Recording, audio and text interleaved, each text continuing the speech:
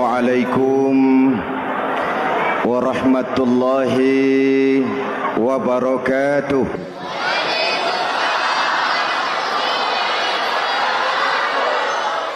Alhamdulillahi wahdah,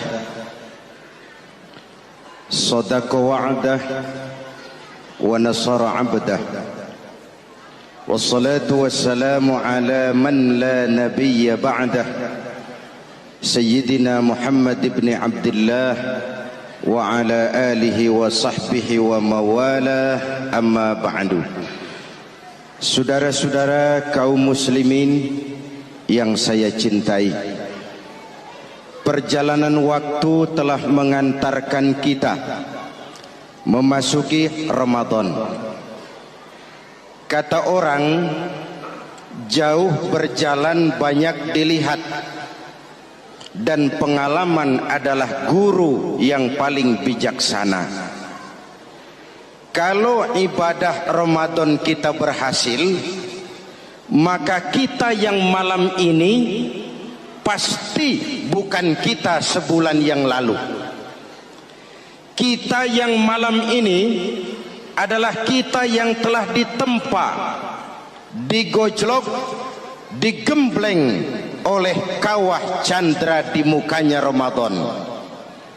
Dan setelah perjalanan panjang, perjuangan mengendalikan diri dan menahan nafsu, kita akan merayakan Idul Fitri. Apa yang harus kita laksanakan? Malam ini saya ingin sampaikan ayat 186 surah Al-Baqarah, di mana Allah menuntun kita. Pertama, walitukmilul iddata, hendaknya engkau sempurnakan jumlah bilangan hari puasamu. Puasa sebulan penuh, bisa 29, bisa 30 hari. Yang bisa ruqyat, punya persyaratan mampu ruqyat, silahkan ruqyat. Yang tidak mampu, ikut yang aman saja, dengerin pengumuman pemerintah, cari amannya saja. Sempurnakan jumlah bilangan hari puasamu. Sebab apa? Puasa itu macam-macam. Ada yang puasa model beduk, depan rapat, belakangnya kosong, cuman pembukaan. Ada juga yang pembukaan, pertengahan, dan penutupan. Ada juga yang penutupan saja, mau dapat Lailatul Qadar.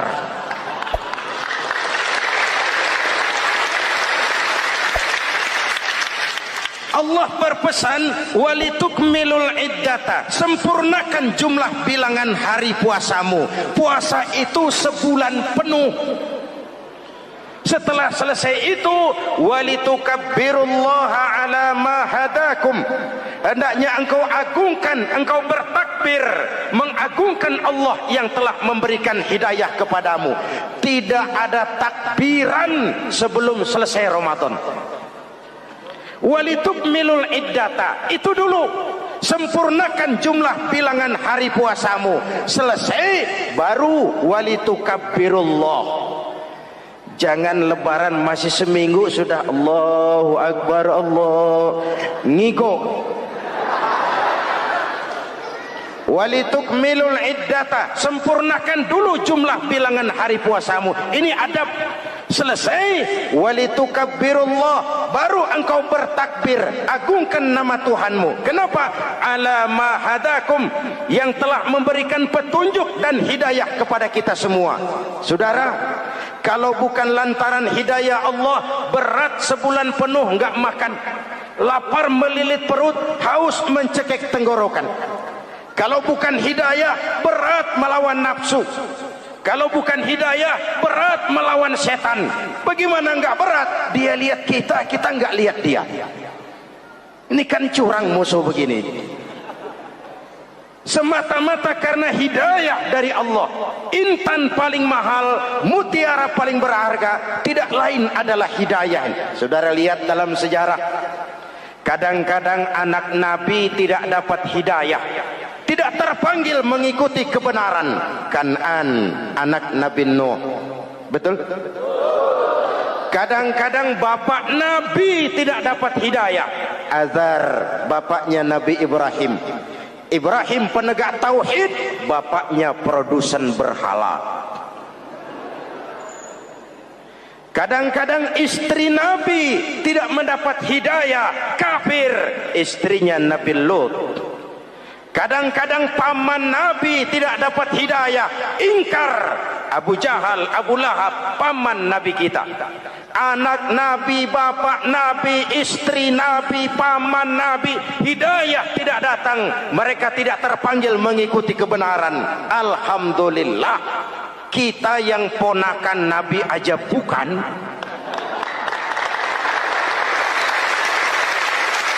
Kita diberikan hidayah. Dengan bekal hidayah itulah kita masuki nuansa Ramadan.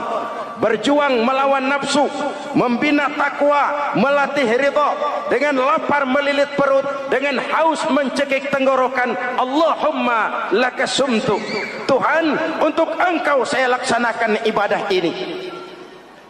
Oleh karena itu, jaga hidayah ini baik-baik, karena dia merupakan intan paling mahal, mutiara paling berharga dalam kehidupan kita. Diberikan kita kedudukan yang tinggi, alhamdulillah. Diberikan kita harta yang banyak, alhamdulillah. Tapi itu semua belum ada artinya ketimbang yang bernama hidayah.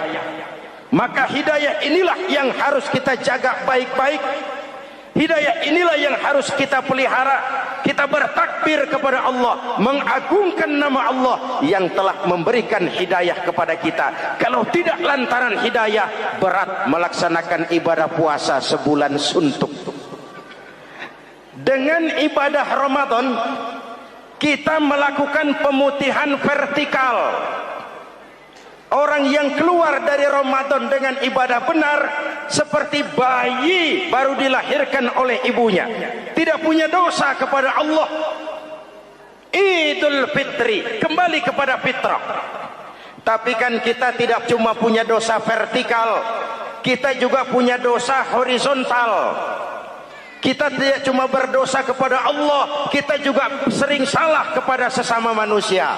Betul? Inilah momen lebaran itu. Dosa kepada Allah, taubat langsung kepadanya, sonder calok.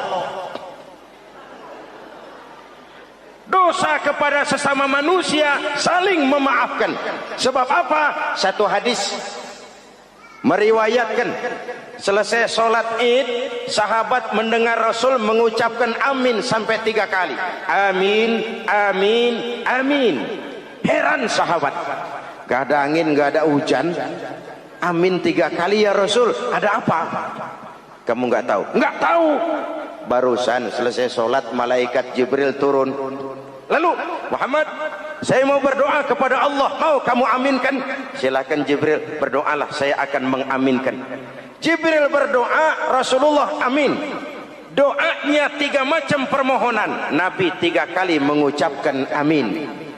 Kalau malaikat Jibril yang doa, Nabi yang mengaminkan. Kalau bahasa Inggris, ilokan. Ilokan nih doa meleset. Apa iya? Maknya? Apa doanya? Pertama, ya Allah, hari ini 1 Syawal, doa malaikat Jibril, saya mohon kepadamu, jangan engkau terima puasa dan ibadahnya anak yang durhaka kepada ibu bapaknya. Rasulullah mengucapkan amin. Jelas? Belum tentu memang setiap kita orang tua, tapi pasti setiap kita anak. Jikalau anak punya ibu dan bapak, seorang anak yang puasa Ramadan, tarawih malam hari, bayar zakat, tadarus Al-Quran, jikalau sudah durhaka kepada kedua orang tuanya, didoakan oleh malaikat Jibril, diaminkan oleh Nabi, supaya puasa dan ibadahnya tidak diterima. Na'udzu. Maka selesai sholat Idul Fitri, tugas yang paling utama minta ridho ibu dan bapak. Satu. Yang kedua, ya Allah,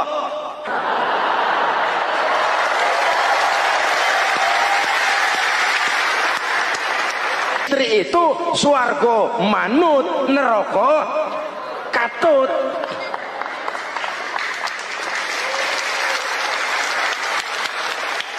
Yang ketiga, ya Allah, hari ini 1 Syawal, saya mohon kepadamu, jangan engkau terima puasa dan ibadahnya muslim yang tidak mau memaafkan sesama saudaranya muslim. Memberi maaf lebih berat daripada minta maaf, tapi memberi maaf lebih mulia daripada meminta maaf. Kalau kita sudah minta maaf, orang tidak mau memaafkan, itu tanggung jawab dia kepada Allah. Orang macam itu yang tidak mau memaafkan sesama saudaranya, didoakan agar puasa dan ibadahnya tidak diterima oleh Allah Subhanahu. Riwayat lain menceritakan, satu hari Nabi lagi kumpul dengan sahabat. Nabi tanya, saudara-saudara, atadruna manil muflis? Tahu nggak kamu siapa orang yang bangkrut, orang yang sial, orang yang celaka? Siapa? Macam-macam jawaban sahabat. Ada yang bilang, al-muflisu fina man la dirham lahu wala mata'. Menurut pendapat kami, orang yang sial, yang bangkrut, yang kagak punya duit. Apalagi mau lebaran kayak begini. Bangkrut bener, Bang. Kadang-kadang yang habis belanja pulang bukan langsung ke rumahnya, ngeneng-ngeneng di depan tetangganya, manas-manasin orang. Hadirin yang saya hormati, semua diukur dengan kacamata materi. Apa jawab Nabi? Bukan. Orang bangkrut bukan yang nggak punya duit. Orang bangkrut itu orang yang nanti di hari kiamat datang menghadap Allah dengan membawa pahala solat, pahala zakat, pahala puasa, karena di dunia rajin ibadah. Cuman sayang, di sisi lain dia datang bawa dosa karena pernah nyaci maki orang, pernah fitnah orang, pernah makan harta orang dengan cara yang zalim, pernah mengalirkan darah orang dengan cara yang tidak benar. Enak dia setor, Tuhan lapor, ini pahala sholat saya, ini pahala puasa saya, ini pahala zakat saya mau ke surga. Datang orang, ntar dulu Tuhan, sabar. Ini orang memang di dunia rajin puasa, tapi saya pernah dicaci maki, lidahnya kotor, omongannya tajam, hancur hati saya oleh ucapannya. Panggil, sini Mas. Benar ini orang pernah kamu caci maki, kamu lontarkan kata-kata pedih dan kotor, kasar. Iya, siniin pahala sholatmu, kasihin orang yang kau caci maki, kasihin. Selesai, berangkat lagi, datang lagi orang. Sebentar Tuhan, dia memang di dunia bayar zakat, tapi dia pernah makan harta orang dengan cara yang zalim, makan harta yatim. Jadi pengurus yatim, yatimnya lapar, pengurusnya yang pada kenyang.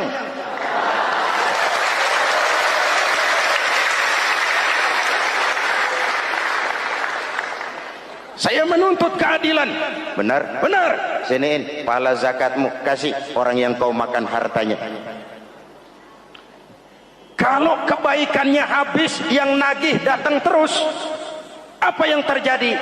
Dosa orang yang dia sakiti diambil, diberikan kepada dia. Bangkrut nggak? Pahala dipretelin, dosa dikasih. Modal boros, tagihan utang datang terus. Bangkrut bin bangpak alias sial dangkalan. Tahu sial dangkalan? Itu namanya udah jatuh ketiban ember. Jatuhnya sakit, ketiban embernya bonyok. Kita tidak ingin jadi manusia yang rugi dan bangkrut. Karena itu, jikalau ibadah Ramadan memperbaiki hubungan kita kepada Allah, maka Idul Fitri dengan silaturahmi lebarannya memperbaiki hubungan antar sesama manusia agar kita jangan termasuk golongan orang-orang yang bangkrut. Karena cuma baik hubungannya kepada Allah tapi tidak baik hubungannya dengan sesama manusia. Ada orang yang pernah difitnah, ada orang yang pernah dicaci maki, ada orang yang pernah dijelek-jelekin, ada orang yang hartanya dia makan dengan cara yang zalim, ada orang yang dia alirkan darahnya, dia bunuh tanpa alasan yang benar. Itu semua akan jadi bebannya di akhirat nanti. Kalau dia menyangkut hakul adami, hak-hak manusia, maka kita harus minta maaf kepada yang bersangkutan. Rasul mengajarkan, ma min muslimaini yaltaqiyani fayatasafahani illa ghafarallahu dzunubahuma. Apabila dua orang Islam bertemu lalu bersalam-salaman, Allah hapuskan dosa yang terjadi di antara kedua orang itu. Jadi baik hubungan kita kepada Allah, jalur hablum minallah, dan baik juga hubungan kita dengan sesama manusia, hablum minan nas. Keduanya ternyata saling berkaitan. Saudara hadirin yang saya cintai, dengan begitu kita berusaha memperbaiki hablum minallah dan sisi lain hablum minan nas, agar kita tidak menjadi orang yang bangkrut di akhirat nanti.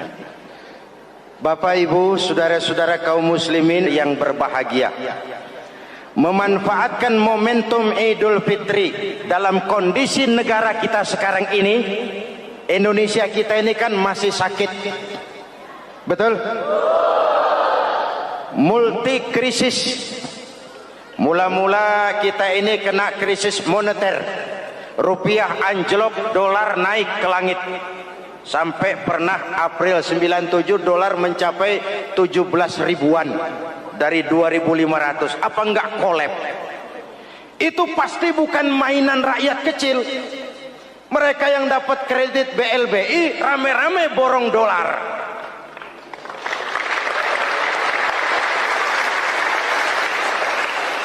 Kita mah bocah kampung boro-boro borong dolar, ngeliat juga tumben. Akibat krisis moneter muncul yang lebih makro, krisis ekonomi.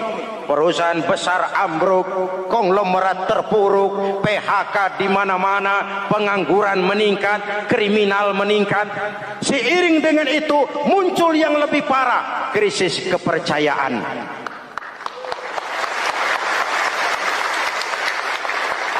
Benih-benih perpecahan bertebaran di mana-mana.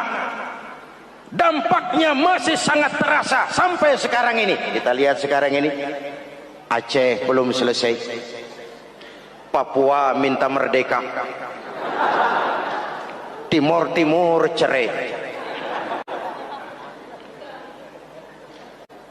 Dalam kondisi seperti inilah momentum Idul Fitri harus jadi lem perekat yang menjaga keutuhan kita. Sampai Rasulullah berpesan, ini 3 pesan utama beliau yang saya sampaikan malam ini. Pertama, silman qata'ak, bersilaturahmilah kau kepada orang yang marah denganmu. Kalau orang baik, kita baik lagi, pantas, memang mestinya begitu. Tapi bersilaturahmilah kepada orang yang marah denganmu. Kita harapkan lebaran nih yang silaturahmi jangan cuman kita rakyat di kampung, tapi yang ngaku atau diakui sebagai pemimpin, para elit politik di atas saling bersilaturahmi.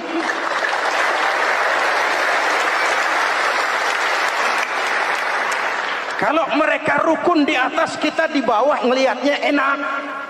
Betul? Tidak ada orang akan di atas kalau tidak disokong dari bawah. Ini ada warisan sejarah yang enggak sehat. Di zaman Bung Karno, sampai Bung Karno jadi presiden seumur hidup, Bung Karno dikenal sebagai tokoh revolusioner. Enggak sepaham sama Bung Karno, cepat-cepat dianggap ini kontra revolusi. PKI berontak, Bung Karno jatuh, muncul Orde Baru. Bung Karno disebut Orde Lama. Yang nggak cocok sama Orde Baru, wah itu orang Orde Lama. Lalu reformasi, Orde Baru lengser, jadi lagi alat yang nggak cocok sama golongannya. Oh, itu orang Orde Baru. Kapan selesai urusan? Kalau kita terjebak dengan budaya dendam, naik ini, babat itu, naik itu, sikat ini, kapan mau selesai?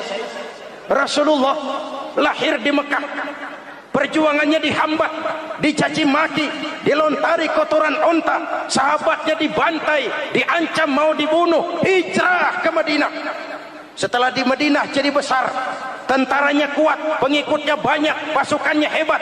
Satu saat beliau masuk kembali ke kota Mekah dengan kekuatan full, tentara yang gagah, Quraisy pucar kacir. Ini nih Muhammad yang dulu kita caci maki, yang dulu kita ancam mau kita bunuh, yang kita usir, sekarang dia masuk dengan tentaranya yang hebat. Kalau dia menuntut balas, habis kita sekarang ini. Apa jawab Nabi? Beliau turun dari punggung onta lalu pidato dengan tawadu. Saudara-saudara, al-yauma yaumul marhamah. Ini hari yang penuh kasih sayang. Walaupun dulu kau usir aku dari sini, kau sambiti aku, kau bantai pengikutku, aku datang bukan membalas dendam. Ini hari yang penuh kasih sayang. Tidak akan ada pertumpahan darah. Yang masuk Masjidil Haram aman, yang masuk rumah Abu Sufyan aman. Dihormatinya ketokohan Abu Sufyan di depan pengikutnya. Ini akhlak. Kenapa orang macam Mandela lebih bisa mencontoh Rasul daripada kita? Mandela yang 27 tahun mendekam dalam penjara, dia keluar tanpa bawa benih-benih dendam. Dia satukan Afrika Selatan, dia bimbing Afrika Selatan menuju kejayaan dan kemajuan. Kenapa Mandela yang tidak kenal Pancasila bisa lebih mencontoh akhlak Rasul ketimbang kita yang katanya orang-orang pengikut sunnah? Saya khawatir, ya bukan berarti saya tidak setuju, hukum harus tetap ditegakkan. Tapi kalau terus cari kambing hitam, kambing hitam, kambing hitam, kapan kita dewasa? Semua usut, semua usut. Saya khawatir nanti pun satu saat Nabi Adam bakal diusut. Kenapa dia makan buah khuldi? Kita jadi keleleran di Lebak Bulus begini. Kalau enggak kan kita masih di surga aja. Mari kita dewasa, mari introspeksi. Silman kotoak.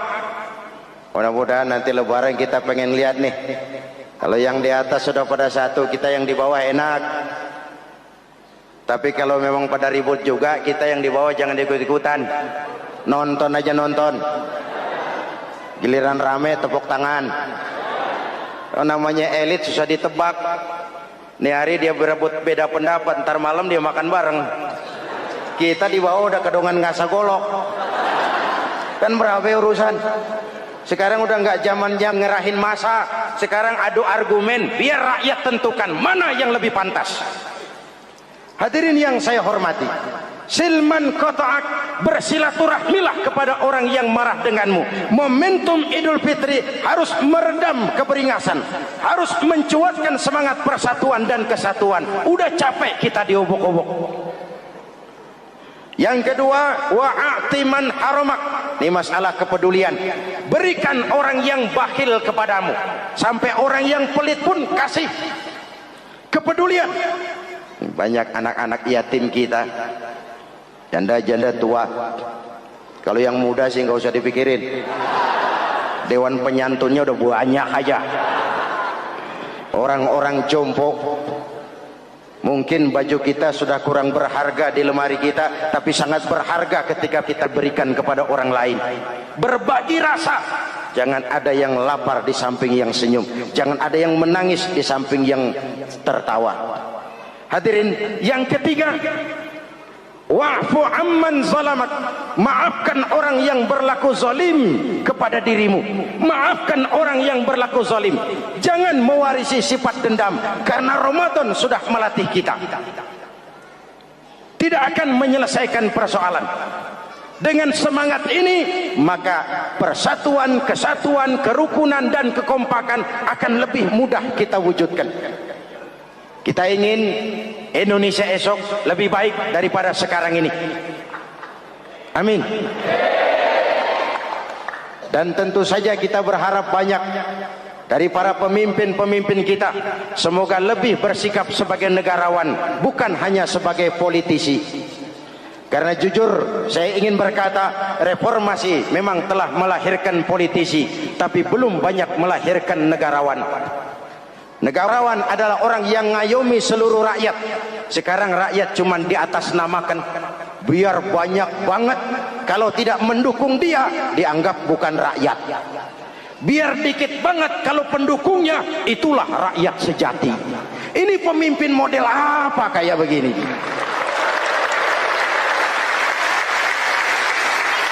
Ini kan mengkamuflase rakyat namanya. Oleh karena itu, mari sama-sama kita baca Fatihah. Kita niat, mudah-mudahan suasana sesudah Ramadan benar-benar kondusif, agar kita bangsa ini bisa keluar dari kesulitan besar yang kita hadapi sekarang ini. Para pemimpin kita semakin kompak dan bersatu, rakyat juga semakin terayomi. Ala hadhihi niyyah wa ila hadratin nabi. Al-Fatihah. Bismillahirrahmanirrahim. Alhamdulillahi rabbil alamin. Arrahmanirrahim. Maliki yaumiddin. Iyyaka na'budu wa iyyaka nasta'in. Ihdinas siratal mustaqim. Siratal ladzina an'amta 'alaihim ghairil maghdubi 'alaihim waladdallin. Amin. Bismillahirrahmanirrahim. Amin. Alhamdulillahi rabbil alamin. Allahumma salli ala sayyidina Muhammadin wa ala alihi wa sahbihi ajma'in. Rabbana taqabbal minna salatana wa siyamana wa qiyamana wa takhassu'ana wa ta'abbudana wa tammim taksirana ya arhamar rahimin. Allahumma ij'alna minas su'ada'il maqbulin wa la taj'alna minal ashqiya'il mardudin. Allahumma a'izzal islam wal muslimin wansur man nasaraddin wakhzul man khazalal muslimin. Allahumma afdalu ma qultuhu ana wan nabiyyuna min qabli la ilaha illallah.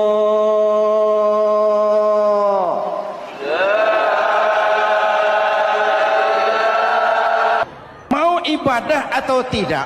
Mau. Saya percaya kepada sesuatu yang saya mengerti, sesuatu yang boleh dipelajari sejak TK sampai perguruan tinggi, sejak anak-anak sampai kakek nenek. Saya bukan percaya kepada sesuatu yang saya tidak mengerti tapi yang harus saya percaya. Saya justru percaya kepada sesuatu yang memang saya mengerti. Saudara-saudara, demikianlah bahwa Tuhan dalam Islam adalah Tuhan yang terbuka, rasional, boleh dipelajari sejak kakek-kakek sampai anak-anak, sejak TK sampai kepada perguruan tinggi. Lalu yang kedua, masih menurut kata dia, saya adalah pengagum Amerika, dia bilang, sebagai penegak hak-hak asasi manusia, sebagai pahlawan demokrasi yang pagi-pagi sudah mencanangkan di dalam dia punya Declaration of Independence bahwa semua manusia dilahirkan sama, all men are created equal. Saya kagum dengan itu. Sampai pada satu saat, menurut cerita dia, saya berada di New York. Saya mau masuk sebuah restoran. Saya tertegun ketika saya akan masuk. Di pintu restoran itu tertulis white only. White only. Hanya melayani kulit putih. Artinya, sing kulite ireng minggir. Saya gelo, saya nelongso, bahasa Inggrisnya. Katanya all men are created equal. Semua manusia dilahirkan sama. Lah ini kok tegel-tegele? Kok sampai hati bikin tulisan hanya melayani kulit putih? Sampai saya melihat dalam Islam ini betapa si kulit putih dan si kulit hitam duduk saling berdampingan. Masjid menjadi simbol semangat kebersamaan mereka. Siapapun masuk masjid, buka sepatu. Di sana mereka menghadap ke arah yang sama, menyembah Allah Tuhan yang sama, mengikuti cara Rasul yang sama, melakukan gerak yang sama, membaca bacaan yang sama, dengan bahasa yang sama. Persaudaraan seperti inilah yang lama saya dambakan. Ini kenapa saya memilih Islam. Saudara-saudara kaum muslimin, saya ingin menggunakan cerita ini sebagai pengantar bahwa salah satu misi Islam memang membebaskan manusia dari ras diskriminasi. Nabi menyatakan, Innallaha la yanzuru ila suwarikum wa amwalikum, walakin yanzuru ila qulubikum wa a'malikum. Sungguh Allah tidak melihat tampangmu, Allah tidak melihat potonganmu, Allah juga tidak melihat hartamu. Yang Allah lihat adalah hati dan amal perbuatanmu. Islam membebaskan manusia dari ras diskriminasi. Dari manapun orang datang, apapun warna kulitnya, dari suku apapun ia dilahirkan, akidah mengikatnya dalam satu persaudaraan yang mesra, persaudaraan Islam. Nilai manusia dengan demikian bergantung kepada ketakwaannya. Takwa, seperti kita tahu, adalah bahasa Quran yang sudah menjadi bahasa kita. Sedemikian sering kalimat ini dipakai, sampai-sampai ia mengalami pergeseran dari arti yang sebenarnya. Takwa, sejauh yang kita baca dari peninggalan para ulama kita, mempunyai konotasi imtithalul awamir wajtinabun nawahi. Melaksanakan seluruh yang diperintah Allah dan meninggalkan semua yang dilarangnya. Apa perbedaan prinsipnya? Kalau melaksanakan perintah itu sesuai dengan kemampuan, tapi menjauhi larangan itu mutlak. Enak kalau ada ayat jauhilah larangan Allah semampu kamu, enak. Yang semampu kita itu melaksanakan perintah, tapi kalau sudah meninggalkan larangan mutlak, jauhi, tinggalkan. Disitulah nilai ketakwaan seseorang. Ini kan enggak, karena takwa digunakan oleh semua orang, akhirnya artinya bergeser. Semua ngomong takwa. Pejabat kalau dilantik bertakwa, bertakwa, bertakwa, sampai membleh bertakwa. Setelah pelantikan mata takwa ngalor dia ngidul. Harus dikembalikan kepada pengertian asalnya. Takwa itu adalah komitmen seseorang kepada perintah Allah dan komitmen meninggalkan yang dilarangnya sesuai dengan kemampuan. Di situ nilai manusia dalam pandangan Allah. Yang tadi Nabi katakan, Allah nggak lihat potongan kita, Allah nggak lihat harta kita. Yang Allah lihat adalah hati dan amal perbuatan, dan itulah takwa itu. Maha benar Allah dengan firman-Nya yang menyatakan, Inna akramakum indallahi atqakum. Yang paling mulia di antara kamu dalam pandangan Allah adalah orang yang paling bertakwa kepadanya. Sering sekali sekarang ini kalimat agama digunakan untuk maksud yang tidak sama dengan maksud agama. Ya contoh kalimat takwa ini. Atau misalnya kita baca iklan, telah berpulang ke rahmatullah dengan tenang. Kalau dengan tenangnya sih boleh dah, mana ada orang mati kelojotan. Tenang. Tapi ke rahmatullah. Rahmatullah itu kan artinya kasih sayang Allah. Kasih sayang Allah itu kan surga. Kalau bajingan mati, enggak ke rahmatullah pulangnya. Kalau mau jujur mestinya telah pulang ke neraka. Kalau mau jujur, kalau mau pakai bahasa netral sopan, telah berpulang. Begitu sajalah. Pulang kemana? Ya sesuai dengan amalan dia. Tapi kita kadang salah kaprah menggunakan kalimat rahmatullah untuk yang tidak baik. Termasuk di dalamnya penggunaan kalimat takwa ini. Padahal disinilah nilai manusia dalam pandangan Allah. Kalau manusia dinilai dari potongannya, oh bintang film nomor 1 masuk surga. Kalau manusia dinilai dari hartanya, konglomerat nomor 1, kita mau belakangan, buncit banget gitu. Allah maha benar. Yang paling mulia di antara kamu dalam pandangan Allah, yang paling bertakwa kepadanya. Nah, apa sih sifat-sifat orang takwa itu? Ini yang akan kita bicarakan pada pertemuan kali ini. Berangkat dari surah Al-Baqarah ayat 3 sampai dengan ayat 5. Kita akan melihat 5 tanda orang-orang takwa itu. Apa dia? Pertama, alladzina yu'minuna bil ghaib. Orang yang bertakwa adalah orang yang beriman kepada hal-hal yang gaib. Kita tahu bahwa yang ada ini kan cuma 2 saja pada hakikatnya. Pertama Allah, dan yang kedua alam. Allah adalah apa yang selain alam. Yang selain alam itu ya Allah namanya. Allah itu bukan alam, dan alam bukannya Allah. Allah disebut Khalik, alam disebut makhluk. Kemudian alam ini kan ada 2 macam. Ada alam nyata, ada alam gaib. Ada alam syahadah, ada alam gaib. Alam nyata kita sebut dengan alam fisika, dan alam gaib kita namakan dengan alam metafisika. Termasuk dalam alam gaib ini kita wajib beriman. Akhirat, alam gaib, kita percaya akhirat itu ada. Alam kubur, alam gaib, kita yakini keberadaannya. Malaikat, alam gaib. Jin, alam gaib. Setan, genderuwo, memedi, kuntilanak, tuyul. Kita percaya kepada iblis, percaya bahwa iblis itu ada. Kita percaya kepada malaikat, percaya bahwa malaikat itu ada. Dan kepercayaan ini sudah nature. Kalau kita lihat dalam dunia animisme, orang dahulu menyembah pohon sebenarnya kan karena dia percaya bahwa pohon punya kekuatan. Kekuatan itu yang disembah untuk mengharap manfaatnya atau terhindar dari bahaya yang bisa ditimbulkannya. Orang menyembah api karena percaya di balik api itu ada kekuatan. Orang menyembah lautan begitu, orang menyembah gunung begitu. Nah, Islam mengarahkan ini kepada hal-hal yang lebih konkret. Percaya kepada alam gaib. Bahwa di balik alam nyata ini ada alam yang tidak nyata. Apakah itu namanya akhirat, alam barzah, malaikat, jin, itu semua termasuk di dalam alam yang gaib. Orang yang bertakwa, alladzina yu'minuna bil gaib. Dia percaya kepada yang gaib-gaib itu. Percaya tentang adanya. Bukan percaya kepada iblis lalu ngikutin si iblis, bukan. Kita percaya yang namanya iblis itu ada. Setan itu ada, jin itu ada, malaikat itu ada, alam kubur itu ada. Sebagai makhluk yang diciptakan oleh Allah dan Allah sebagai khalik. Baik alam syahadat, baik alam gaib, penciptanya tetap Allah Subhanahu wa ta'ala. Allah menciptakan siang, Allah ciptakan malam, Allah ciptakan yang baik, Allah ciptakan yang tidak baik. Apa perlunya? Ada manfaatnya untuk keseimbangan dalam alam ini. Manusia kan diberikan kebebasan. Bahwa segala sesuatu sudah ditentukan Allah memang, tapi kan tidak diberitahukan ke kita. Alam naj'al lahu 'ainaini wa lisana wa syafatain. Bukankah kami berikan kamu dua mata, dua telinga, lidah? Bukankah kami berikan kamu kemampuan untuk berpikir? Kami berikan, tunjukkan dua jalan yang baik, yang tidak baik. Kira-kira, manusia, ini jalan kebaikan, akhirnya akan sampai ke surga. Ini jalan kejahatan, akhirnya akan sampai ke neraka. Silakan kamu memilih.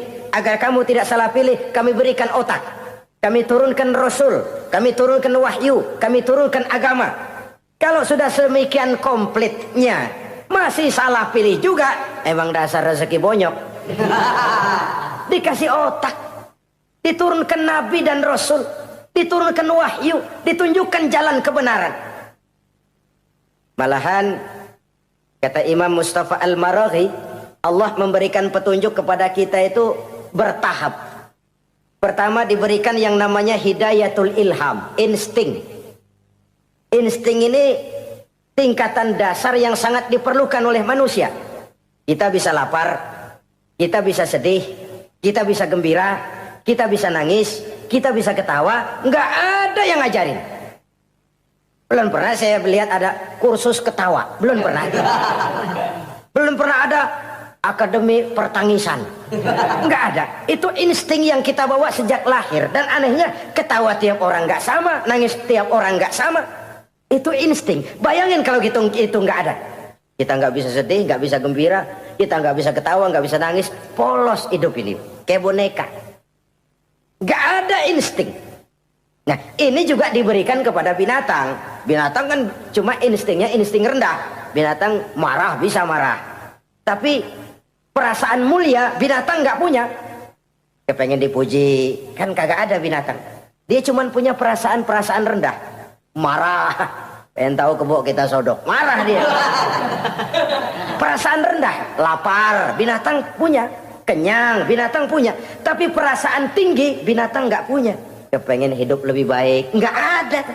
Kepengen hidup terhormat, nggak ada. Senang kalau dipuji, nggak ada.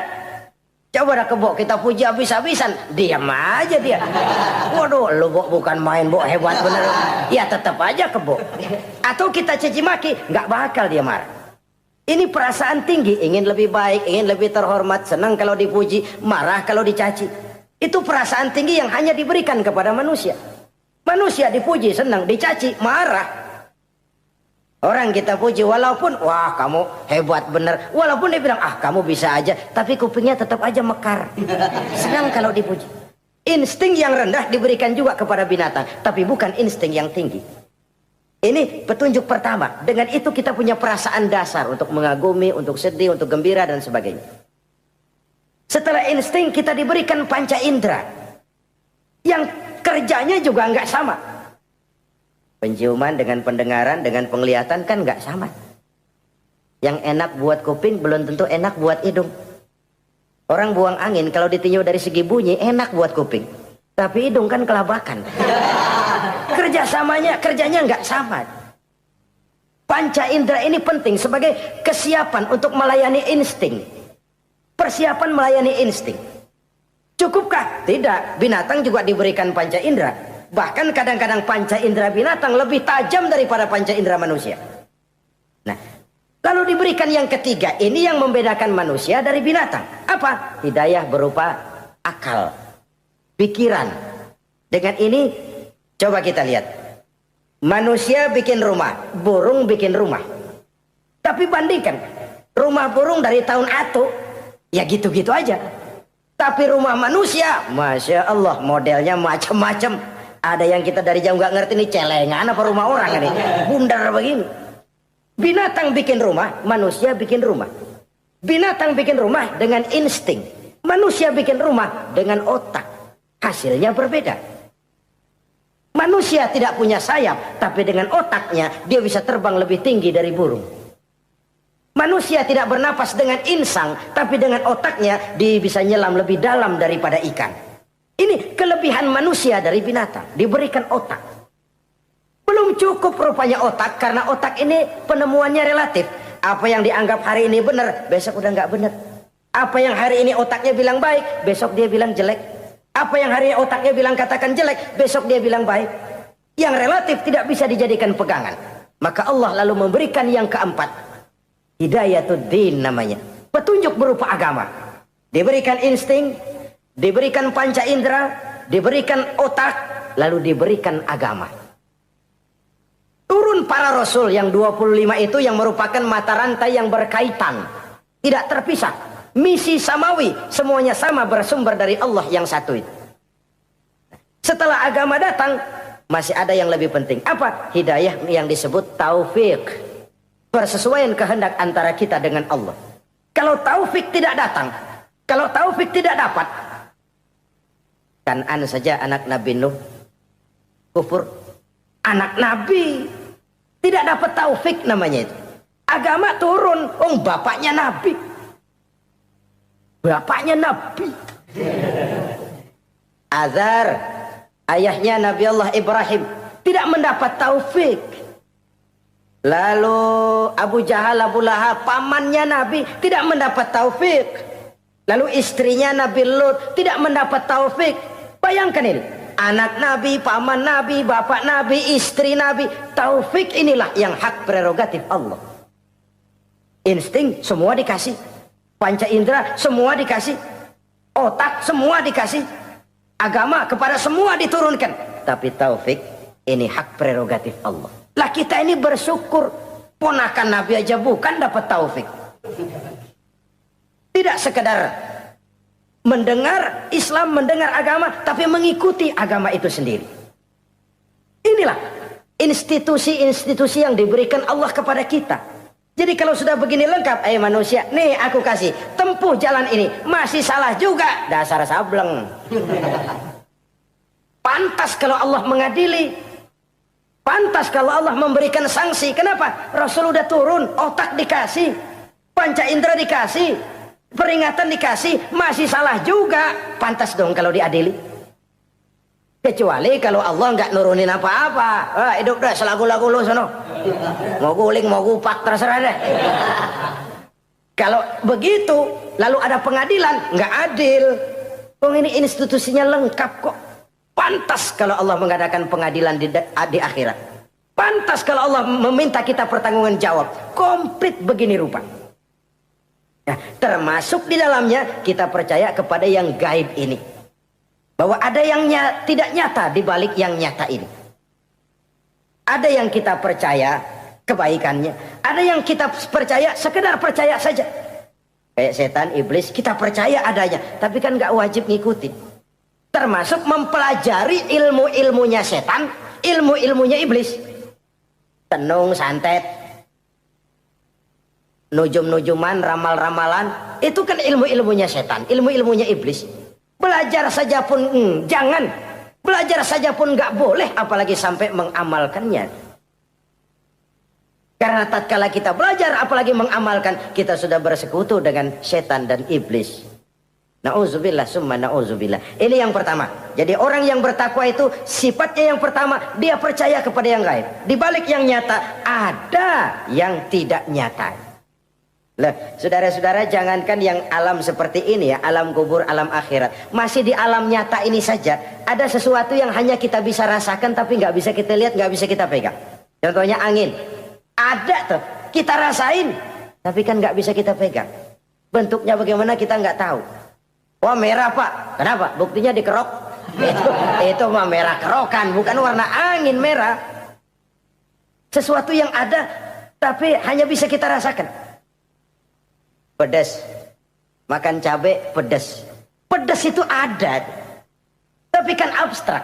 Mana sih pedasnya? Nggak bisa kita pegang, nggak bisa kita lihat, tapi kita rasain. Oh, itu yang hijau mah cabai, mang. Pedasnya mana pedasnya? Sesuatu yang cuma ada rasa, tanpa bentuk, tanpa bisa kita jamah. Ini satu langkah untuk mengantar kita memahami yang gaib. Yang masih dalam alam nyata saja ada sesuatu yang kita cuma merasakan adanya, tapi kita nggak bisa lihat, kita nggak bisa pegang. Makanya ada orang tanya, Pak, itu kalau orang mati dibacain Fatihah di sono apa pahalanya nyampe tuh? Saya jawab, kalau ente nggak percaya mati dulu dah. Mati dulu, bacain Fatihah, tungguin di sono. Kalau nggak nyampe balik lagi kemari. Long bagaimana hal-hal yang kayak begitu? Wong sholat saja kita nggak tahu sholat kita diterima atau tidak oleh Allah.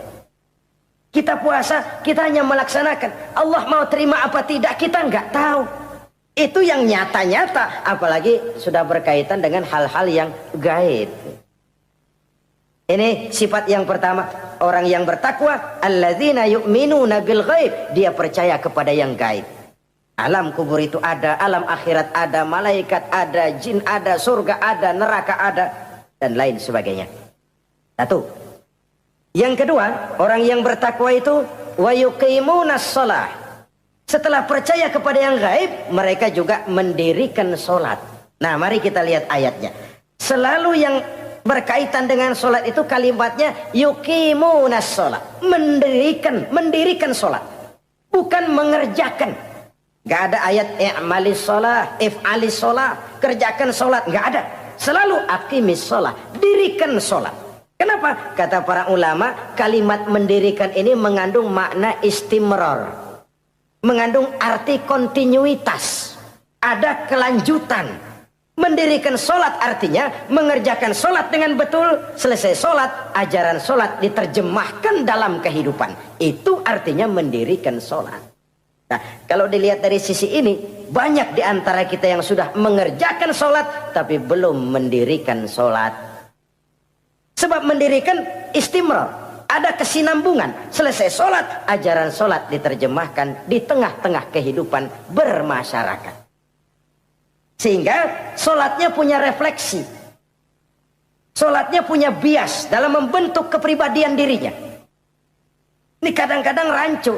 Yang sembahyang dia, yang nyolong dia. Yang baca Quran dia, yang fitnah orang dia. Yang sedekah dia, yang nyolong dia juga. Ansip bingung bagaimana mutusinnya. Kalau mendirikan sholat mengandung arti kesinambungan, selesai sholat, ajaran sholat diterjemahkan dalam kehidupan. Apa? Banyak tentunya.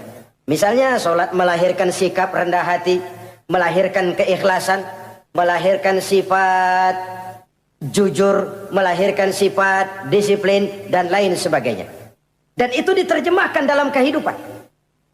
Kita lihat, ini anggota badan kita yang paling terhormatkan kepala. Kalau bercanda sama teman, dipegang tangan, kita masih senyum. Dipegang kaki, kita masih senyum. Tapi kalau pala dikeplakin, jengkel bukan main. Kenapa? Al-Mukarram itu adanya di sini. Otak, di kepala. Tapi kepala yang kita hormati ini ketika sujud dengan di hadapan Allah sama rendahnya dengan telapak kaki kita. Allahu Akbar. Yang besar cuma Allah. Manusia, kepala sama rendah dengan telapak kaki. Kesadaran ini membias, selesai sholat, kembali ke masyarakat, sombongnya hilang. Apalagi ikhlas. Sholat itu kan lillahi ta'ala. Orang mau puji apa tidak, enggak soal. Orang mau bilang ini, mau bilang itu, soal lain. Yang penting ini saya kerjakan lillahi ta'ala. Karena Allah saja, bukan karena yang lain. Disiplin. Sehari semalam 5 kali kita lapor kepada Sang Maha Komandan. Bagaimana tidak akan tercegah dari perbuatan yang keji dan munkar? Seorang prajurit saja, kalau sehari semalam 5 kali dia lapor kepada komandannya, saya yakin dia tidak akan sempat melaporkan yang tidak baik. Pantas kalau Al-Quran memberikan jaminan, sholat mampu mencegah manusia dari perbuatan yang keji dan munkar. Masih ada yang tanya, Pak, katanya sembahyang mencegah orang berbuat jahat. Iya, teman saya kok sembahyang nyolong ayam. Bagus, sembahyang nyolong ayam. Coba nggak sembahyang, nyolong motor. Gedean lagi yang dicolong. Dan sebenarnya itu bukan jawaban, itu cuma logika saja. Yang benar adalah sholatnya belum berfungsi. Dia baru mengerjakan sholat, belum mendirikan sholat. Inilah yang kalau kita jujur mau bicara, inilah problem kita sekarang ini. Mengislamkan orang Islam. Bagaimana dari mengerjakan sholat kita menjadi mendirikan sholat. Agar sholat itu membuahkan hasil berupa pembentukan kepribadian. Di tengah-tengah kehidupan sosial kemasyarakatan. Kalau tidak, ya sekedar terjebak kepada rutinitas. Pergi haji begitu, pulang haji bikin gila. Masuk Ramadan begitu, selesai Ramadan ya tetap begitu. Ibadah tidak memberikan bias dalam pembentukan pribadi.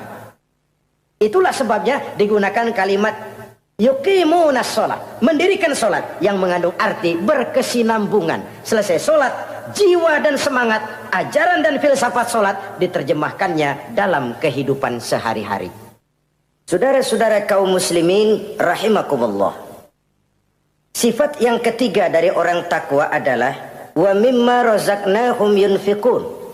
Mereka menginfakkan sebagian dari rizki yang diberikan Allah kepada mereka. Rizki, menurut definisi yang diberikan para ulama kita, ar-rizqu bimakna al-ata' hissiyan kana au ma'nawiyan. Rizki adalah pemberian, baik yang abstrak maupun yang konkret. Selama ini kita sering mengartikan rizki hanya dalam bentuk uang, sehingga rizki kita dibatasi oleh pengertian kita sendiri. Padahal tidak cuma uang, ilmu adalah rizki. Jabatan dan kedudukan adalah rizki. Otoritas dan wibawa juga rizki. Anak, istri, suami juga rizki. Ketika ayat ini mengatakan wa mimma razaqnahum yunfiqun, mereka menginfakkan sebagian dari rizki. Yang dimaksud di sini adalah rizki yang konkret dalam bentuk materi, uang, benda dan lain sebagainya. Orang yang bertakwa sadar benar, dari Allah rizki datang, ke jalan Allah rizki dibelanjakan. Semakin kita rajin membelanjakan rizki di jalan Allah, biasanya akan semakin mengalir rezeki dari Allah. Semakin bakhil kita, kadang-kadang rezeki juga malas deketin kita. Yang keempat, orang yang bertakwa itu alladzina yu'minuna bima unzila ilaika wa ma unzila min qablik. Mereka beriman, mereka percaya kepada apa yang diturunkan terhadap Muhammad, yaitu Al-Quran, wa ma unzila min qablika, dan apa yang telah diturunkan sebelum kamu, yaitu Taurat, Zabur dan Injil. Orang yang takwa percaya bahwa Allah dahulu telah menurunkan Taurat kepada Musa, Allah telah menurunkan Zabur kepada Nabi Daud, Allah telah menurunkan Injil kepada Nabi Isa. Percaya sekadar percaya, tidak wajib mengamalkan ajarannya. Kita percaya Taurat itu kitabnya Allah, Injil dahulu yang diturunkan kepada Nabi Isa kitab Allah, Zabur kitab Allah. Percaya sekadar percaya, bukan percaya kemudian mengamalkan, bukan. Karena dengan turunnya Al-Quran, maka seluruh kitab-kitab terdahulu sudah tercakup di dalam Al-Quran. Orang yang bertakwa percaya kepada apa yang diturunkan terhadap Nabi Muhammad. Apa itu? Al-Quranul Karim. Bagaimana kepercayaan kita kepada Al-Quran? Bahwa dia kitab suci yang isi dan redaksinya langsung dari Allah, yang kita membacanya beribadah, mengerti atau tidak mengerti artinya. Akan lebih baik setelah bisa membaca, mengerti, kemudian mengamalkannya dalam kehidupan kita. Saudara-saudara, kalau kita adakan konteks ini di mana-mana, modernisasi, globalisasi, kemajuan sering membawa pergeseran nilai. Dulu, ini zaman dulu ya, waktu listrik belum masuk desa, kita rasakan betul. Kalau masuk kampung berasa banyak orang Islam. Padahal rumah pakai lampu templok, lampu tempel, paling banter, patroma. Tapi kita masuk kampung berasa kok banyak orang Islam. Kenapa? Suara Al-Quran kedengaran dari rumah-rumah. Kenapa? Ada anak-anak muda lagi latihan baca barzanji. Kenapa? Ada patayat, santri-santri wanita lagi baca solawatan. Kenapa? Nenek-nenek lagi ngapalin sifat 20 sembari nyisik. Wujud artinya ada, maka mustahil Allah. Zaman dulu. Terjadilah modernisasi, listrik masuk desa. Apa yang kita lihat? Rumah pada terang. Terus televisi main gede-gedean. Lalu radio kaset main kenceng-kencengan. Tergeserlah suara Al-Quran, apalagi solawatan, apalagi barzanjian. Apa tidak boleh? Ya boleh saja. Apa tidak bagus? Ya bagus saja. Tapi kalau harus menggeser, apalagi menggusur nilai-nilai positif, itu yang kita prihatin. Kan Nabi mengingatkan, la tattabi'anna sunnana man kana qablakum shibran bi shibrin wa zira'an bi zira'in. Kamu akan ikuti tingkah laku orang-orang sebelum kamu. Cuma ikut-ikutannya nggak berasa. Sejengkal, lalu sehasta, lalu semeter, lalu 3 meter. Begitu enak kamu ikut-ikutan budaya orang lain. Sampai yang kamu ikuti masuk lubang biawak, kamu akan masuk juga ke dalamnya. Inilah kehidupan kita, inilah kehidupan anak-anak kita. Jujur mereka lebih kenal Valentine Day daripada Muharram. Anak-anak kita, anak-anak muslim, kalau kita menghitung Muharram sampai Zulhijjah nggak hafal. Kalau Januari sampai Desember, anak-anak kita bangun tidur hafal. Muharram sampai Zulhijjah, jangan anaknya, bapaknya keder. Kita hanyut oleh budaya-budaya yang, ya bukan saya katakan bukan tidak baik. Tapi kalau harus menggeser, apalagi menggusur yang ada kaitannya dengan nilai agama, ini kan ironi. Ikut-ikutan kita sejengkal, semeter, sampai yang diikutin masuk lubang biawak, udah kadang asik ikut, ya ikut juga nyemplung ke dalamnya. Orang sering katakan mula-mula dari nama dulu nih yang kagak begitu kelihatan pengaruhnya. Mula-mula malu pakai nama yang berbau Quran, malu pakai nama yang berbau Islam. Dari nama nanti dia pindah ke pakaian, dari pakaian dia pindah ke pergaulan. Kalau sudah pindah ke pergaulan dikhawatirkan pindah agama pun nggak terasa. Wah, semua agama sama, semua agama bagus. Lalu bagaimana? Bagaimana musimnya aja. Ironi, menyedihkan, memilukan, bahkan memalukan. Yang tidak boleh kan fanatik kepada guru, yang tidak boleh kan fanatik kepada suku. Kalau kepada agama fanatik itu wajib, dalam arti bukan sempit, berpegang teguh kepada agama. Satu sikap yang wajar, bahwa penganut suatu agama menganggap cuma agamanya yang benar. Itu sikap setiap penganut agama. Orang Kristen begitu, orang Hindu begitu, orang Buddha begitu. Kenapa kalau orang Islam begitu lalu dianggap ekstrim? Sebagai Muslim saya yakin cuma Islam yang benar. Kristen juga akan bilang begitu. Kristen yang benar, Buddha juga akan bilang begitu. Ini fanatisme dan wajar penganut suatu agama menganggap cuma agamanya yang benar. Yang lain juga bersikap begitu. Tapi kalau Islam saja yang bilang ekstrim katanya. Dunia internasional sendiri kadang-kadang kalau sudah ekstremis, teroris, kok cepat sekali alamatnya ke Islam. Saudara-saudara kaum muslimin rahimakumullah, saya kembali kepada soal kita. Begitu enak kamu ikut-ikutan, yang kamu ikuti masuk ke lubang biawak, kamu akan ikut juga masuk ke dalamnya. Maka hati-hati bergaul, maka hati-hati memilih teman, maka baik teman pergaulan, lebih-lebih teman hidup. Karena orang sering bilang cinta itu love is blind katanya ya. Cinta itu kotok, cinta itu buta, cinta itu lamur, nggak bisa bedain coklat, nggak bisa bedain yang lain-lain. Orang sering kehilangan pertimbangan. Demi cinta akidah terjual, demi cinta akidah tergadai. Tidak ada kemalangan yang paling malang kecuali kalau kita harus berpisah dengan akidah. Sebab itu modal dasar. Nah, orang yang bertakwa, dia beriman kepada Al-Quran.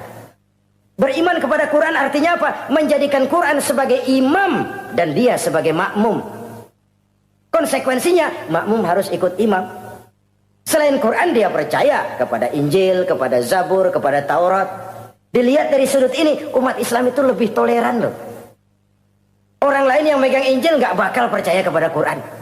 Orang lain yang memegang Taurat nggak akan percaya kepada Quran. Tapi orang yang megang Quran, dia percaya kepada Injil, dia percaya kepada Taurat. Dari sudut ini kan kita lebih toleran. Allah dahulu menurunkan Injil kepada Isa. Yang Injil itu yang kita percaya. Yang Allah turunkan kepada Isa. Yang Allah turunkan Taurat kepada Musa. Bukan yang telah terkena intervensi dan investasi manusiawi. Dan percaya pun terbatas percaya kepada adanya, bukan kepada mengamalkannya. Kenapa? Karena ordernya udah lewat. Kita percaya Bung Karno adalah presiden pertama Republik Indonesia. Tapi kan udah lewat. Udah lewat. Kita percaya Bung Karno presiden pertama Republik Indonesia. Tapi kan udah lewat, udah selesai. Begitulah kita mempercayai Taurat, mempercayai Injil, ada, kita percaya, tapi kan udah selesai misinya. Yang berlangsung sampai akhirat nanti adalah Al-Quranul Karim. Orang yang bertakwa meyakini itu. Ini yang keempat. Yang kelima, wabil akhirati hum yuqinun. Mereka yakin, orang bertakwa ini, kepada adanya akhirat. Ah, kalau itu kan gampang, semua orang juga yakin. Loh, bukan sekedar yakin, sekedar percaya. Yalah, percaya kepada Allah, percaya kepada akhirat, pokoknya percaya. Bagaimana? Ya begitu, pokoknya percaya. Bukan itu. Kepercayaan yang memberikan refleksi. Iya ya, akhirat ada. Ada hidup sesudah mati, ada akhirat sesudah dunia. Saya memang benar kepengen cepat kaya, tapi kalau nipu orang nanti di akhirat bagaimana? Ini loh. Saya memang benar kepengen cepat naik pangkat, tapi kalau mesti jilat atas injak bawah, sikut kiri kanan, teman jadi lawan, lawan jadi teman, di akhirat saya bagaimana? Ini loh percaya akhirat itu. Saya memang benar kepengen cepat kaya, tapi kalau makan renten nanti di akhirat bagaimana? Kepercayaan yang mewarnai gerak kehidupan. Kalau percaya sekedar percaya, yang buta campur budak juga percaya akhirat ada. Tapi kan kepercayaan yang memberikan refleksi, mewarnai gerak hidup kita. Loh, enggak gitu. Orang yang percaya akhirat itu gayanya enggak gitu. Orang yang percaya akhirat itu sikapnya enggak gitu. Orang yang percaya akhirat jalannya enggak gitu. Orang yang percaya akhirat ngomongnya enggak asal ngomong. Kepercayaan yang memberikan refleksi terhadap gerak hidup. Nah, ini refleksi dari sifat-sifat takwa. Saudara-saudara, kalau itulah sifat-sifat orang takwa, lalu terhadap mereka yang takwa ini, karunia apa yang diberikan Allah? Apa keutamaan mereka? Mari kita kutip beberapa ayat. Pertama, ini janji Allah ya. Wa may yattaqillaha yaj'al lahu makhraja. Siapa yang bertakwa kepada Allah, maka ia akan diberikan jalan keluar dari segala macam kesulitan. Masya Allah. Orang takwa itu kan orang yang dekat dengan Allah. Kalau sudah dekat dengan Allah, everything is running well. Apa yang nggak selesai? Impossible, kata otak. Tidak mungkin, kata rasio. Mana bisa menurut kebiasaan. Tapi orang yang takwa selalu saja ada jalan keluar. Selalu diberikan Allah jalan keluar. Ini yang faktor yang irasional, faktor yang non komputer, faktor yang samawi. Allah yang mau, ada saja jalan keluar. Coba. Waktu terjadi peristiwa hijrah, Masya Allah, Rasulullah itu sudah dikepung rapat rumahnya, pagar betis. Jangan manusia, tikus saja nggak bisa lewat. Rapat di pagar betis. Kesepakatan sudah jelas, membunuh Muhammad bersama-sama. Apa yang terjadi? Ketika Nabi keluar, buka pintu. وَجَعَلْنَا مِنْ بَيْنِ أَيْدِيهِمْ سَدًّا وَمِنْ خَلْفِهِمْ سَدًّا فَأَغْشَيْنَاهُمْ فَهُمْ لَا يُبْصِرُونَ. Di depan, belakang, di kiri, kanan mereka kami jadikan dinding. Kami butakan mereka. Mereka enggak lihat Muhammad keluar dari rumahnya. Allah berikan jalan keluar. Padahal Quraisy siaga satu, pita merah, apel siap, mata menteleng, Nabi lewat enggak kelihatan. persis ikan bandeng. Ikan bandeng kan melotot, colok dia aja, nggak lihat apa-apa. Yaj'al lahu makhraja. Allah berikan jalan keluar dari berbagai macam kesulitan. Sesuatu yang menurut kita, aduh udah dah, nyerah dah, nggak bisa dah. Tapi orang yang takwa kepada Allah, Allah janji, Allah lah yang janji ini. Yaj'al lahu makhraja. Allah akan berikan jalan keluar dari segala macam kesulitan. Kenapa? Dia dekat dengan Allah. Orang yang kayak begitu yang kita takut itu. Doanya ngebul kata anak-anak. Permohonannya didengar, ratapannya dipenuhi. Allah berikan dia jalan keluar, ada saja jalan keluarnya. Ini keistimewaan pertama dari orang yang takwa itu. Lah kalau Allah yang ngasih jalan keluar, siapa yang bisa mencegah jalan orang kayak begitu? Di pagar betis lolos, di Gua Sur Quraisy sampai ke Gua Sur mencari Nabi. Kalau mereka nengok aja kelihatan, apa yang terjadi? Dilalah, dadakan. Burung bertelur di bibir goa, laba-laba bikin sarang di bibir goa. Quraisy mikir kalau Muhammad masuk kemari telur berantakan, rumah laba-laba hancur nih, nggak mungkin dia ke sini, cari ke tempat lain. Rumah laba-laba yang rapuh menggagalkan usaha Quraisy yang gagah perkasa. Yaj'al lahu makhraja. Allah berikan jalan keluar. Ini yang pertama. Yang kedua, wa yarzuqhu min haitsu la yahtasib. Allah berikan rezeki dia, orang yang takwa ini, dari jalan yang tidak disangka-sangka. Rezekinya mengalir. Kenapa? Dia dekat dengan Allah. Allah maha kaya. Kadang-kadang nih orang kerjaannya sujud doang sama ngangkat tangan, rezekinya ada aja. Allah yang kaya. Allah yang maha tahu. Orang yang takwa walaupun gajinya kagak ada, penghasilannya gede. Allah yang memberi. Jangan lupa itu, ada gaji ada penghasilan. Kalau gaji kan ada ukurannya. Kadang-kadang ada orang gajinya kecil, penghasilannya gede. Umpamanya jadi lurah musim gusuran. Itu penghasilan. Kalau gaji bisa diukur, tapi penghasilan gede lah. Kalau semeter komisinya sekian kan gede tuh penghasilan. Ada juga yang memang gaji gede, penghasilan gede. Ini pejabat-pejabat yang banyak sikutannya tuh.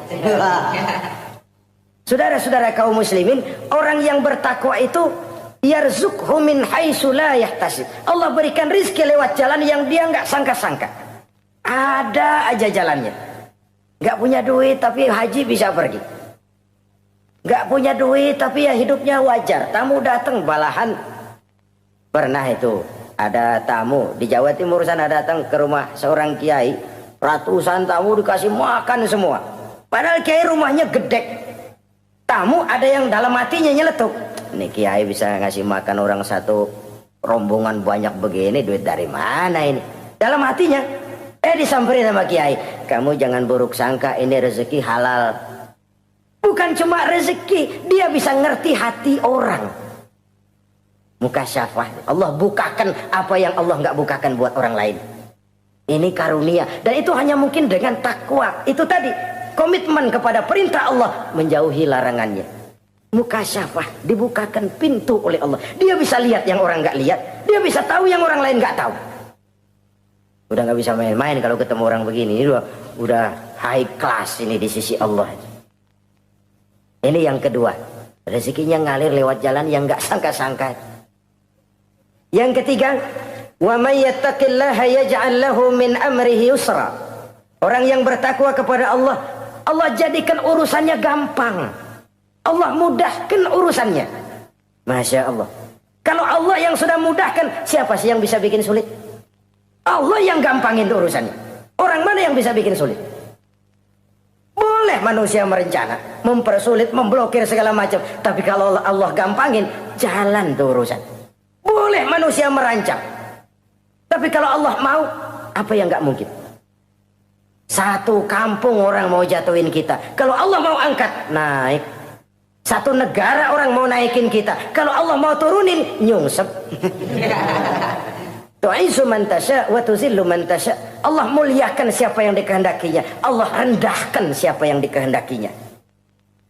Saudara-saudara kaum muslimin rahimakumullah, dimudahkan urusan orang yang takwa itu. Jadi kalau ingin urusan kita dimudahkan oleh Allah, konsepnya cuma takwa. Kembali kepada komitmen, laksanakan yang diperintah, jauhi yang dilarang. Itu saja. Apalagi keutamaan orang takwa itu, wa may yattaqillaha yukaffir anhu sayyi'atihi wa yu'azzim lahu ajra. Siapa yang bertakwa kepada Allah, dihapuskan segala kesalahannya yang sudah lalu. Masya Allah, dihapuskan kesalahannya. Bahwa manusia punya salah, ya manusiawi. Tapi ada hadis menyatakan, ikuti perbuatan salahmu dengan kebaikan, niscaya kebaikan itu akan menghapus kesalahan kamu. Kalau dulu kita makan harta orang dengan zalim, kita nggak sempat minta maaf, tuh orang udah mati. Bagaimana caranya? Perbanyak sedekah.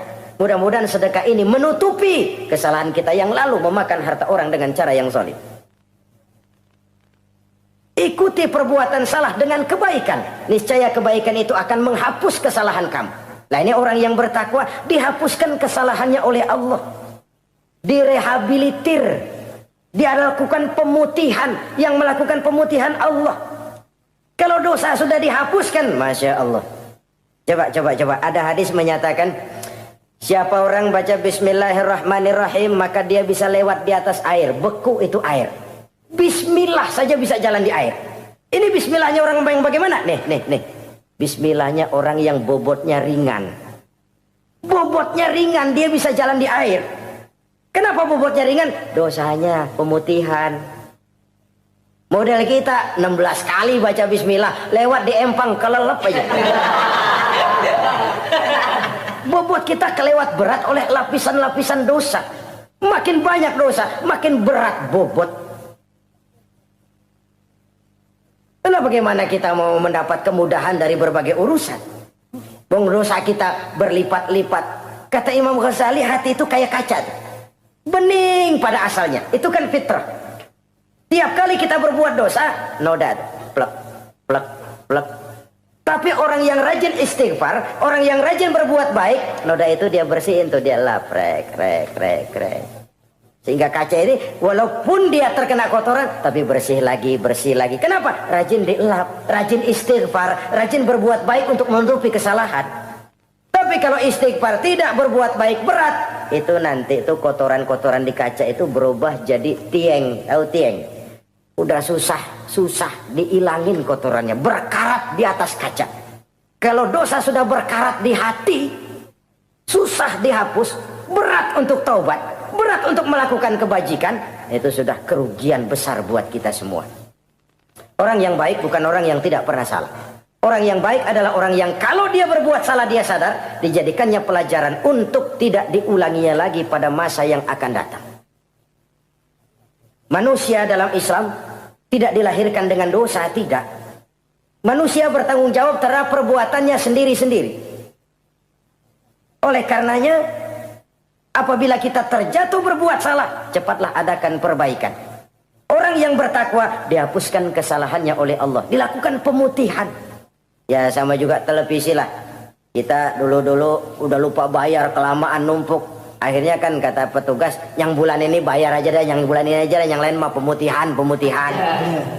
Kenapa? Dia sudah lihat kita punya tanda-tanda baik, pengen membayar dengan sebagaimana mestinya.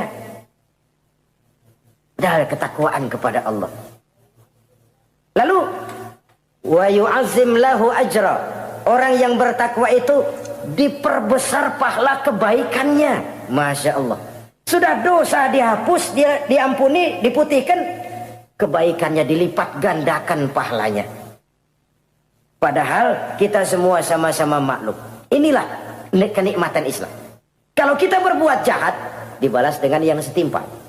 Kalau kita berbuat baik, dibalas berlipat ganda.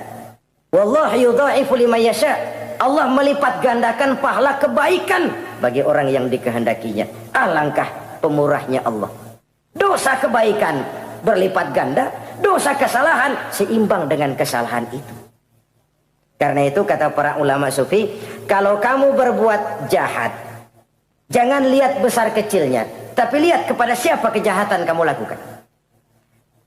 Kalau kamu mendapat kebaikan, jangan lihat besar kecilnya, tapi lihat siapa yang ngasih kebaikan itu. Kecil dosa kita lakukan, tapi kepada Allah. Sedikit karunia yang kita terima, Allah yang ngasih. Logikanya begini. Saya ketemu menteri, dikasih duit 5.000 perak. Rp5.000. Karena yang ngasih menteri, tuh duit barangkali saya jadiin jimat. Nggak saya belanja-belanjain. Saya simpan. Kenapa? Buat bangga-banggaan, buat cerita-ceritaan. Saya ketemu Menteri Ano. Masa nih 5.000 perak dikasih. Menteri yang ngasih 5.000 rupiah, saya simpan, saya jadikan kebanggaan. Bagaimana kalau yang ngasih Allah? Yang serba maha, maha kaya, maha adil, maha tahu. Kita lupakan. Akaltum ni'mata rabbikum walam tashkurulah. Tiap saat kita namakan nikmat Allah, tapi kita lupa bersyukur kepadanya. Padahal Allah janjikan, makin kamu pandai bersyukur, makin aku tambah nikmatku. Tapi kalau kamu tidak pandai bersyukur, awas, azabku itu amat pedih. Jadi azab, nikmat maksud saya, bisa berubah menjadi azab kalau kita tidak pandai mensyukurinya. Saudara-saudara kaum muslimin rahimakumullah. Dari uraian singkat ini, saya ambil beberapa catatan utama. Pertama, nilai manusia dalam pandangan Allah adalah ketakwaannya. 14 abad yang lalu, sebelum orang teriak-teriak tentang hak asasi, Rasulullah sudah mencanangkan semangat persamaan ketika beliau bersabda, "An-nasu kulluhum li Adam, wa Adam min turab, la fadla li Arabiyyin ala ajamiyyin illa bitaqwa." Seluruh manusia berasal dari Adam. Adam diciptakan dari tanah. Tidak ada kelebihan Arab dengan yang bukan Arab kecuali takwanya. Di situ nilai manusia dalam pandangan Allah. Takwa bukanlah kulit. Itu kalau sorbannya paling gede berarti paling takwa. Belum tentu. Tasbihnya panjang-panjang. Belum tentu. Jenggotnya nyengser. Belum tentu. Kumisnya tebal. Buat nyaring kopi kali. Itu kulit. Kulit perlu. Tapi isi jauh lebih penting. Sehingga Nabi katakan, at-taqwa hahuna. Takwa itu di sini, di sini, di sini. 3 kali. Di hati.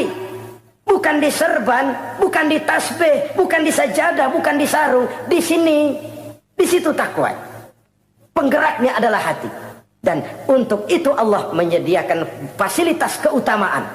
Diberikan jalan keluar dari berbagai kesulitan. Diberikan rizki dengan jalan yang tidak disangka-sangka. Dihapuskan kesalahannya, dimudahkan usahanya. Diperbesar pahala kebajikannya. Karena itu, untuk mengejar posisi di hadapan Allah, tidak lain adalah takwa. Allah tidak bedakan manusia dari keturunannya, warna kulitnya, tapi dari ketakwaannya kepada Allah. Orang yang takwa disebut muttaqin, dan itulah nilai tertinggi manusia di hadapan Allah Subhanahu wa taala. Semoga kita diberikan kekuatan untuk mencapai martabat takwa ini dan mendapat keutamaan-keutamaan seperti yang dijanjikan Allah. Sekian dulu jumpa kita kali ini. Insya Allah lain kesempatan kita jumpa kembali. Terima kasih atas segala perhatian. Mohon maaf atas segala kekurangan. Usikum wa iyaya bitaqwallah. Wassalamualaikum warahmatullahi wabarakatuh.